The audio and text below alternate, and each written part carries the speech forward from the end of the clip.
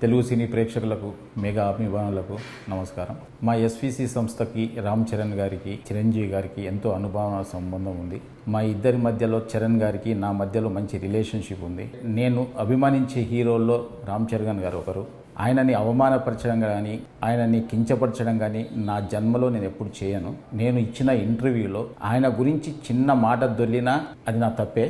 అది జరిగిందని అభిమానులు అనుకుంటున్నారు కాబట్టి వాళ్ళకి నిజంగానే క్షమాపణ చెప్తున్నా. చరణ్ గారికి కూడా క్షమాపణ చెప్తున్నాను. అంటే నాకున్న ఆయన రిలేషన్ని నేను పాడు చేసుకోదలుచుకోలేదు. ఎందుకంటే జనం ఈరోజు మాట్లాడుతున్న మాటలు కానీ, బయట ట్రోలింగ్స్ కానీ, అభిమానుల బాధలు కానీ నేను అర్థం చేసుకోగలను. ఎందుకంటే ఒక హీరోని అలా అన్నప్పుడు ఎవరు కూడా భరించలేరు. నేను అన్న ఇంటెన్షన్ అలా కాదు. మాకున్న రిలేషన్స్లో, మాకున్న క్లోజ్నెస్లో నేను మాట దొర్లాను తప్ప ఆయనను అవమానపరచడానికి కాదు. మాకు మెగా హీరోలతో అందరితో మాకు మంచి సంబంధాలు ఉన్నాయి. వరుణ్ తేజ్తో ఒక ఫిదా కానీ, సాయి ధరమ్ తేజ్తో 2 సినిమాలు, చరణ్ గారితో 2 సినిమాలు చేశాం. చిరంజీవి గారు ఎప్పుడు మా రాజుగారితో కానీ నాతో ఎప్పుడు మాట్లాడుతూనే ఉంటారు. ఇలాంటి అనుబంధం ఉన్న వాళ్ళని అవమానించే పర్యంత మూర్ఖుని కాను నేను. దయచేసి అందరు అభిమానులు అందరూ అర్థం చేసుకోవాలి. సంక్రాంతికి గేమ్ చేంజర్ రిలీజ్తో పాటు సంక్రాంతికి వస్తున్నాం సినిమాని ఒప్పుకోకపోయి ఉంటే, ఆయన చెయ్యొద్దు అని ఉంటే ఆ సినిమా రిలీజ్ అయ్యేది కాదు.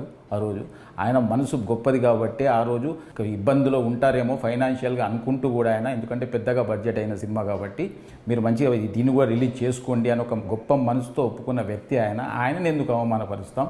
దయచేసి నేను ఆయన మాటలు కానీ అపార్థం చేసుకుంటే ఫ్యాన్స్కి అందరికీ నేను క్షమాపణ చెప్తున్నా. దయచేసి మా రిలేషన్ పాడు చేయొద్దు. మాకు మళ్ళీ నెక్స్ట్ ఒక ప్రాజెక్టు రెడీ అయింది. నెక్స్ట్ చరణ్ గారితో సినిమా తీయబోతున్నాం. అలాంటిది అనవసరంగా మా ఇద్దరి మధ్య ఈ అభిప్రాయ భేదాలు తీయకండి అని అందరినీ వేడుకుంటున్నా. చూసిన ఆంధ్ర ప్రేక్షకులందరూ కూడా గమనించాలి. నాకు చరణ్ గారికి మంచి రిలేషన్ ఉంది. నేను ఆయన గురించి ఎప్పుడు తప్పు మాట్లాడను. ఇచ్చిన ఫస్ట్ ఇంటర్వ్యూ కాబట్టి కొంచెం నాకు తెలియకుండా కూడా ఏదైనా మాట దొర్లిందేమో, అలాంటిది కూడా ఏదైనా అర్థం చేసుకోవాలని అందరికీ కోరుకుంటున్నాను. Thank you very much.